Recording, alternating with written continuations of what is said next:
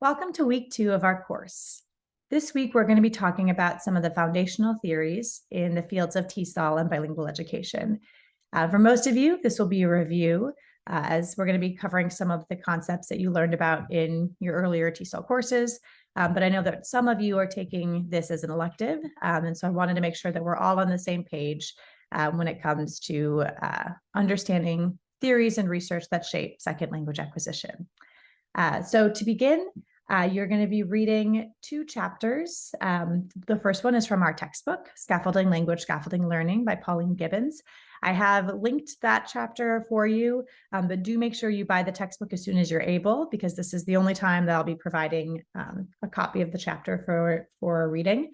After that, you're going to be reading a chapter by Harrell and Jordan, where they summarize a lot of the foundational knowledge that connects to second language acquisition.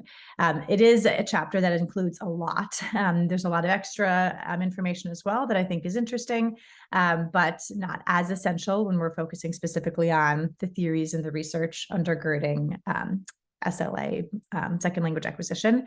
So you can skim through the assessment section, as we will be covering assessment later in this course.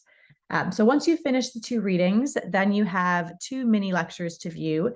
The first is a mini lecture that I framed as myth or fact, where you'll read a series of statements and decide for yourself if you think that they are true or facts, or that they are not true or they're myths. And then I'll go through each one of those in the video. And then the second lecture is what do students need for successful language acquisition, where I'll cover a few other important concepts that you should know. After that, you'll see a short video where Dr. Stephen Krashen explains the term comprehensible input, which is one of the main concepts I want to make sure that you understand moving forward. After we've done all of the content for this week, you'll participate in the Foundational Theories discussion forum, where you'll be reflecting upon what you took away from the content and connecting it to some of your prior learning and experiences. As we move forward, we've got 2 major assignments we'll be reviewing this week. The first is the school district-based problem paper, or the advocacy research paper. I've written up a description of the assignment that I want you to read, and there's also a detailed rubric. Remember that if you are not taking this course as a master's student or a certificate student, you have a different paper. You'll work on the advocacy research paper. Those of you who are in the TESOL or BDL program and are completing a certificate or a master's have already started working on part 1 of this paper in EDC 501, and now you'll be and some of you in EDC 506, the research methods course, and now you'll be completing the paper in this course. So if that doesn't apply to you, make sure you read the other paper description. And I've included some resources as well to give you some ideas for topics if you're writing an advocacy paper.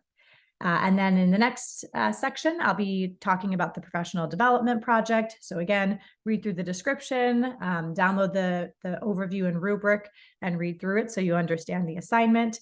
It's a really fun assignment, I think, because you get to develop a professional development workshop to then present to colleagues or present to classmates, present to your principal.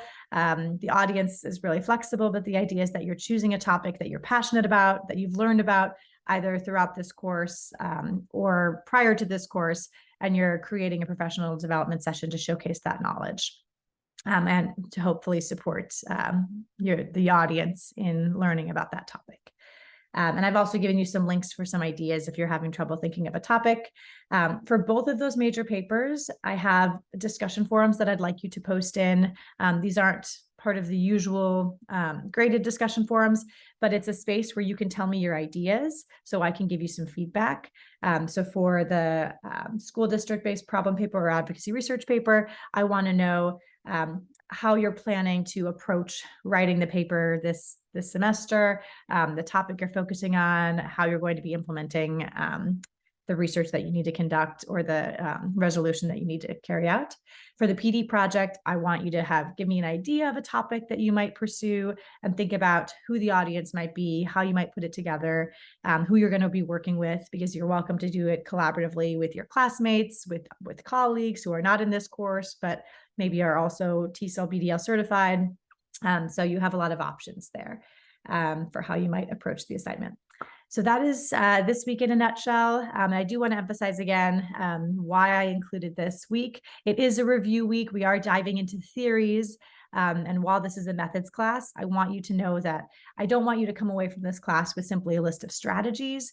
I want you to feel like you've come away from this course understanding how the theory and research behind supporting multilingual learners can be implemented effectively in the classroom, that we're not just picking strategies out of a hat, but that we're actually choosing strategies and approaches and methods that are research-based, that are aligned with what we know about effective practice for supporting emergent bilingual students.